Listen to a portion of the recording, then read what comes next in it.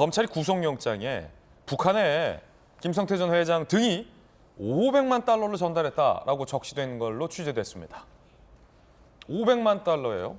검찰의 구속영장 청구서 김성태 2019년 1월 그리고 11월 중국의 한 식당에서 북한의 송명철 조선 아태위 부실장에게 60억 원을 무려 현금으로 전달했다.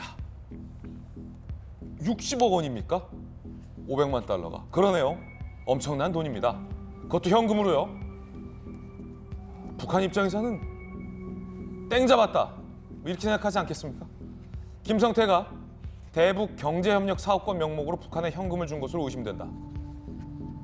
김병민 비대위원님, 일단은 이게 60억을 그냥 중국에 만나서 줘서 통상적인 어떤 범위를 확 넘어서는데 이거 뭐 사실 뭐 100원 한 장, 10,000원 한 장 북한에 막 저렇게 주면 안 되는 건데 무려 60억이에요. 유엔의 대북 제재 위반 아닙니까? 그러니까요. 그리고 2019년 1월 달이면 사실 저는 문재인 정부의 책임도 좀 있다고 보는 게요. 네. 그 당시 2018년도 가을에 평양 선언, 그리고 그해 4월에는 판문점 선언들이 있었고 북한과의 여러 약속을 하고 경제적인 협력이 막 가시화될 것처럼 얘기를 했습니다. 근데 그 모든 일들의 전제는 북한의 비핵화가 뒤따른다는 전제 이후에 철도에 대한 협력 사업이든 여러 가지 관광 등 나머지 남북 간의 관계 개선이 될 것이라고 믿었던 거죠.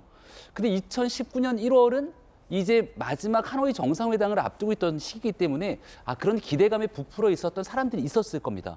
근데 그런 기대감에 부풀어 있다고 해도 대한민국의 민간 회사의 일반 개인들이 중국 가서 북한 사람들 마음대로 만나고 돈 막 주고 하는 일이 상상이나 할 수 있는 일이겠습니까? 저러면 안 되죠. 저러면 안 되죠. 있을 수 없는 일들이 일어났고 자세히 보면 1월뿐만이 아니라 11월까지 연결이 되니까 하노이 정상회담이 노딜로 귀결되고 그게 무슨 일이 있습니까? 대한민국 대통령과 대한민국에 의해서 망발을 북한의 김여정 등이 쏟아내고 그리고 남북 공동 연락사무소 폭파시키면서 대한민국 관계를 완전히 파탄으로 끌고 들어갔는데 그리고 나서도 버젓이 돈을 준 거예요.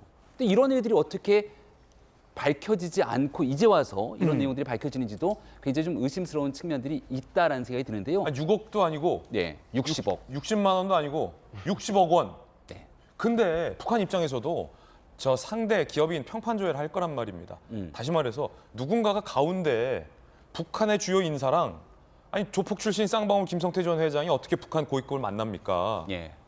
누군가 중간에 중개해주고 보증해주고 연결해준 사람이 있을 거 아닙니까? 그거를 이제 경기도의 평화부지사를 지낸 이화영 부지사를 비롯해서 아태협이라고 하는 민간단체가 껴 있고 경기도가 보증을 해줬다. 다 줄줄이 중간에서. 구속이 돼 있기 때문에 경기도와 아태협 그리고 이화영 부지사 등의 연결고리들이 있기 때문에 쌍방울의 김성태 전 회장이 무슨 남북 간에 관한 민족 운동했던 사람이 아니잖아요. 아니 그러면 경기도는 쌍방울 김성태 전 회장이 북한한테 송명철 고위급 만나서 500만 달러, 60억 원 준 거 경기도는 몰랐답니까? 이걸 이제 수사해야 되는 대상 중에 하나로 저는 오를 거라고 보는데요. 예. 민주당 내에서도 더군다나 이 북한 문제를 심각하게 보고 있다는 의견들도 일부 나오고 있는 것 같은데 중요한 것은 이 돈을 그냥 쌍방울의 계열사에 대한 이 주식을 대북 테마주로서 뻥튀기 하기 위한 목적이 있었던 것인지 저는 그 목적은 분명히 있었다고 보는데요.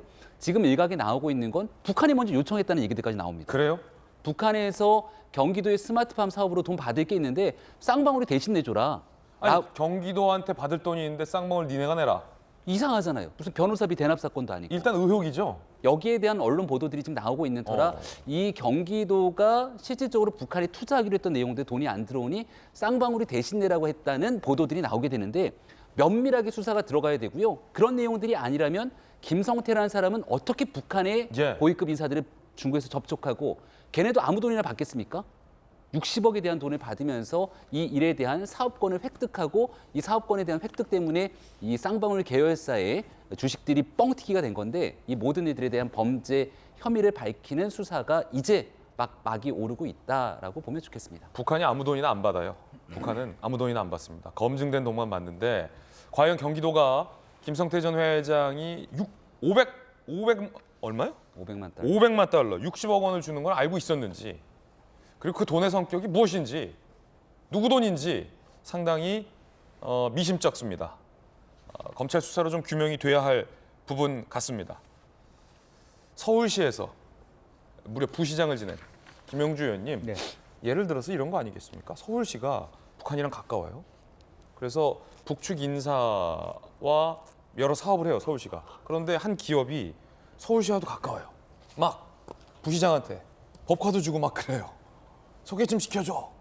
해서 소개를 시켜줘서 여기가 북한에 불법적인 돈을 건넸다는 겁니다. 그거를 서울시가 알고 있었냐 몰랐느냐. 이건 매우 중요한 현안 아닙니까? 네. 우선은 그런 일이 있으면 안 되죠. 이런 일이 있어서는 안 된다. 네. 우선 우리 서울시도 뭐 말하자면 북한에 대한 어떤 그 협력 기금이 상당히 많아요. 근데 그 기금을 북에 전달할 때 단일한 회사라든지 단일한 단체에 주지 않습니다.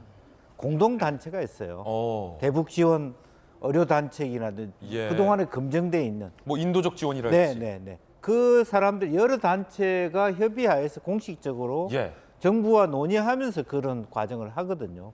그러니까 이번에는 그런 차원들이 상당히 많이 거의 이화영 전 평화부지사한테 위임된 상태로 진행됐다. 네. 혹은 검찰이 보고 있는 그 내부 의혹은 그 위에서 이재명 지사가 오히려 이해찬 총리한테 이 권한을 통째로 위임한 거 아니냐. 이렇게도 볼 수 있을 것 같아요. 그러다 보니까 그 라인 속에서 안부술한 사람도 있는 거고 쌍방울도 있는 것이다. 네. 이제 그런 부분이 있을 거고 그게 아마 한편으로 보면 이재명 지사가 자기 정리를 하는 데 있어서 도움이 될 수도 있을 것 같아요. 다만 그럼에도 불구하고 경기도라고 하는 기관의 입장에서는 그러한 특정 개인 회사를 위한 특정 기업을 위한 그런 거는 있을 수 없는 일이고 소개시켜줘서도 안 되고 만약 이런 범죄가 있었다면 그리고 이것은 사실은 그 경기도와 상관없이 북한과의 거래거든요. 쌍방울의 북한 히테류라고 하는 희귀 강물 개발권과 그리고 그 실제로 개발하지 않더라도 그러한 공시를 통해서 주가를 부양하는 SBW 생명과학이라든지 이러한 자기 자회사의 자산 가치를 올리기 위해서 50억을 주고 500억 받아 챙기려고 하는 목적이 있는 것이기 때문에 경기도는 굉장히 그런 부분에 대해서는 정확하게 입장 정리를 했어야 된다 그렇게 봅니다. 입장 정리를 했어야 된다. 통상 이러면 지자체가 좀 멀리 거리를 두는데 그렇죠? 네, 그렇습니다. 자, 과연 이 돈의 성격 무엇일지 궁금합니다. 김성태 전 회장은 개인 돈이다라고 주장하고 있고 입장도 말씀드리는데 검찰 수사는 좀 진행이 되고 있고요. 민주당의 전용기 의원님, 지금 국민의힘 쪽에서는 혹시 이거 경기도가 내야 할 돈을 쌍방울이 대납해 준 거 아니냐라는 뭐 의혹 제기도 있었습니다. 어떻게 보십니까? 뭐 대신 내주고 하는 그런 측면은 아닌 것 같습니다. 결국에는 사실 개인 돈이라고 김성태 전 회장이 이야기를 하고 있지만 저는 두 가지 측면으로 바라봐야 된다고 보는데 개인적으로 줬다면 이거는 분명히 대북제재 위반입니다. 그러나 아태협이라고 하는 단체 성격에서 뭐 북한과의 관계 그리고 대북 사업을 하기 위해서 돈을 건넸다라고 한다면 이 단체에 들어간 돈이기 때문에 이거는 어느 정도 우회할 수 있는 측면이 있어서 개인적으로 줬다라고 하는 것이 오히려 더 문제가 되지 않을까 이렇게 생각을 하고요.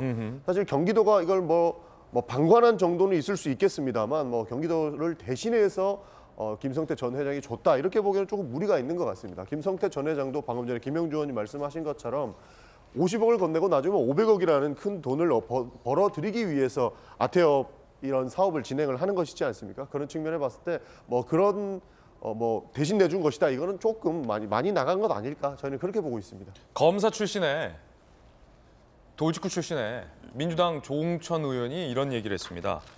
이 대북 송금 여기에서 상상도 못한 이야기들이 나올 수도 있다.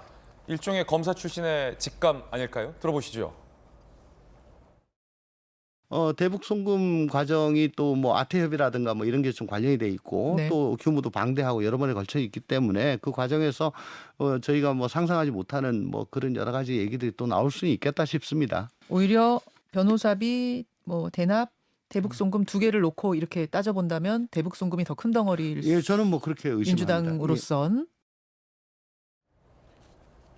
지금 저 검사 출신 조홍천 의원이 이 대북 송금에서 상상치도 못한 얘기가 나올 수도 있다라는 일종의 뭐 직감 같은 거겠죠. 가능성.